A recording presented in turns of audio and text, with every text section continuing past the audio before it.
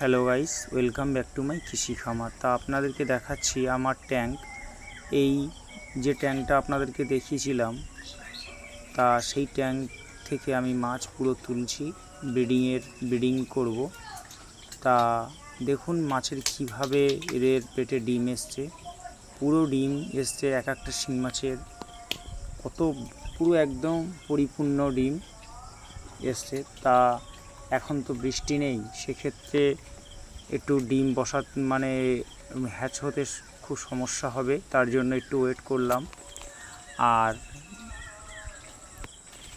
দেখুন কিভাবে এখন মাছগুলো আমি জল পুরো জিরো করে দিয়ে, আর পাইপের মধ্যে সব মাছ রয়েছে। আমার এগুলো ব্রুড মাছ, আরও কিছু ব্রুড আছে, সেগুলো পুকুরের মধ্যে আমার আছে। হ্যাঁ, তো এই মাছগুলো দিয়ে আমি এখন ব্রিডিং করব।